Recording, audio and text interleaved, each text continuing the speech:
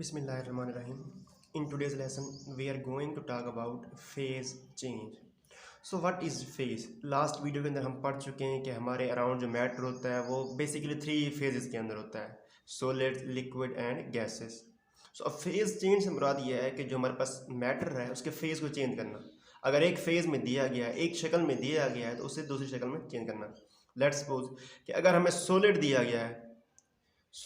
गया है तो उसे लिक्विड में कन्वर्ट करना, ये फेज चेंज हो गया.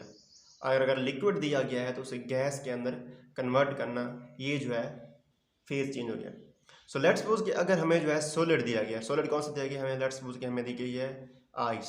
आइस जो है वाटर है किस शक्ल में, सॉलिड शक्ल में. So if we add heat to it, अगर हम इस वाटर को हीट करें, इस आइस को हीट करें, तो क्या होता है कि ये जो आइस है ये कन्वर्ट हो जाती है लिक्विड के अंदर, लिक्विड वाटर के अंदर. और अगर हम इसी लिक्विड वाटर को मोर हीट प्रोवाइड करें तो ये कन्वर्ट हो जाता है वेपर्स के अंदर, वेपर्स जो कि गैस हैं. सो इसे हम कहते हैं फेज चेंज. सो बेसिकली होता क्या है, देखिए जब हम हीट करते हैं ना तो गैस के जो सॉलिड के मॉलिक्यूल्स होते हैं ना, इनकी वाइब्रेशनल काइनेटिक एनर्जी इंक्रीज होती है. जब वाइब्रेशनल काइनेटिक एनर्जी इंक्रीज होती है तो मॉलिक्यूल्स जो है ना भागने लगते हैं, इधर उधर भागने लगते हैं. देखें पहले जो सॉलिड जो होता है उसके अंदर मॉलिक्यूल्स इस तरह होते हैं, क्लोजली पैक्ड होते हैं और उनके सिर्फ वाइब्रेशनल जो है मोशन होती है, ठीक है ना, सिर्फ थोड़ी सी ऐसे वाइब्रेट कर रहे होते हैं. But we add heat to it, जब हम इसे हीट ऐड करते हैं तो क्या होता है कि इनकी जो वाइब्रेशनल मोशन है ना ये इंक्रीज होती जाती है. तो जिसकी वजह से जो है ना इनके दरमियान जो है इंटरमॉलिक्यूलर डिस्टेंस है वो बढ़ जाता है और ये कन्वर्ट हो जाते हैं हमारे पास लिक्विड फेज के अंदर. और लिक्विड में मॉलिक्यूल्स जो हैं कुछ दूर दूर होते हैं, मॉलिक्यूल्स के बीच में खाली स्पेसेस होती हैं. इसी तरह जब लिक्विड को मज़ीद जब हीट प्रोवाइड करते हैं तो ये मॉलिक्यूल्स जो है इनकी एनर्जी मज़ीद बढ़ती है, ये मज़ीद ज़्यादा जो है स्ट्रांगली जो है ना ये मूव करने लगते हैं, ठीक है ना. जब हीट प्रोवाइड करते हैं तो इनके दरमियान जो इंटरमॉलिक्यूलर फोर्सेस है वो ब्रेक हो जाती है और ये मॉलिक्यूल्स एक दूसरे से दूर चले जाते हैं और वेपर्स के अंदर कन्वर्ट हो जाते हैं, यानी गैस के अंदर जो है कन्वर्ट हो जाते हैं. So this is what phase change is.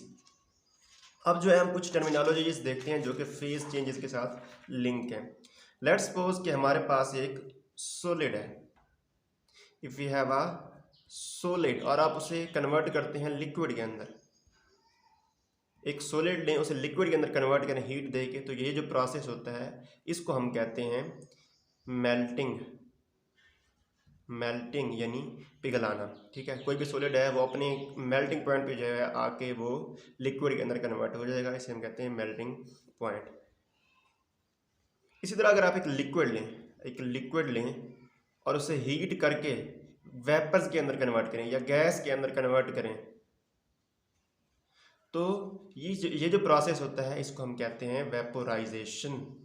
Vaporisation यानी वेपर्स के अंदर कन्वर्ट करना. इसी तरह जो है अगर आप एक सॉलिड है और हीट करने पर अगर वो डायरेक्टली जो है गैस के अंदर चला जाता है, ठीक है. नॉर्मली जो होता है सॉलिड को हीट करते हैं तो पहले लिक्विड में जाता है और जब लिक्विड को हीट करते हैं तो वेपर्स में जाता है. लेकिन अगर कुछ ऐसा सॉलिड है जिसे हम हीट करें और डायरेक्टली गैस फेज में चला जाए तो ये जो प्रोसेस होता है इसको हम कहते हैं सब्लिमेशन. सो इसी तरह जो है अगर हम इसका उल्ट करें, अगर आपके पास एक गैस दी गई है और उसे जो है आप कूल करके लिक्विड के अंदर कन्वर्ट करें, तो ये प्रोसेस क्या गलत है. तो ये जो प्रोसेस है इसको हम कहते हैं गैस का लिक्विड में कन्वर्ट होना, इसको हम कहते हैं कंडेंसेशन. सो अगर आपके पास लिक्विड दिया गया है उसे आपने मज़ीद कूल करके उसे आपने कन्वर्ट करना है सॉलिड के अंदर, तो ये जो प्रोसेस है इसको हम कहते हैं फ्रीजिंग, ठीक है. अगर आपके पास एक ऐसी गैस है जिसे आप कूल करें और वो डायरेक्टली जो है सॉलिड में चली जाए, गैस जो है सॉलिड में चली जाए, तो ये जो प्रोसेस है इसको हम कहते हैं डेपोजिशन, ठीक है. ये जो है सब्लिमेशन का उल्टा है. सब्लिमेशन के अंदर एक सॉलिड जो है डायरेक्टली कन्वर्ट हो गया था गैस के अंदर. डेपोजिशन के अंदर जो एक गैस है वो कूल करने पे डायरेक्टली जो है वो सॉलिड के अंदर कन्वर्ट हो गई है. अब देखिए ये जो प्रोसेस हैं ये एंडोथर्मिक हैं. एंडोथर्मिक एंडो का मतलब होता है इनसाइड और थर्म का मतलब होता है हीट, यानी ये जो है प्रोसेस, इनके अंदर हमें हीट देनी पड़ती है, ठीक है।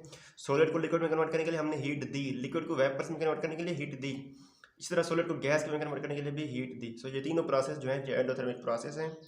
जबकि तीसरा जो हमारे पास ये जो प्रोसेस है हमारे पास, ये सारे जो है एक्सोथर्मिक प्रोसेस हैं। इसके अंदर जो है हीट जो है वो बाहर निकाली जाती है, ठीक है ना। जब हम गैस को कूल करते हैं तो डेफिनेटली हम क्या कर रहे होते हैं, इस गैस की जो एनर्जी है इसको हम कम कर रहे होते हैं, इसको कूल कर रहे होते हैं, एनर्जी को बाहर ले रहे होते हैं। So this is the exothermic reaction. This liquid का सॉलिड में कन्वर्ट होना ये भी एंड एक्सोथर्मिक है, और गैस का सॉलिड में ये भी एक्सोथर्मिक रिएक्शन है, क्योंकि इसके अंदर जो है हमें हीट जो है बाहर निकालनी पड़ती है। गैस में से हीट को आप निकालोगे, कम करोगे, तभी तो वो सॉलिड में कन्वर्ट होगा ना। अगर हीट ज़्यादा होगी तो उसकी एनर्जी ज़्यादा होगी, एनर्जी ज़्यादा होगी तो मॉलिक्यूल्स रैंडमली मूव कर रहे होंगे बहुत ज़्यादा दूर दूर। तो इनको सॉलिड में कन्वर्ट करने के लिए हम इनकी एनर्जी लो करते हैं, और एनर्जी लो करना जो है, एनर्जी को निकालना, एक एक्सोथर्मिक प्रोसेस कहलाता है। So this is it from today's video, and if you like this video, don't forget to subscribe the channel, and also don't forget to hit the bell icon.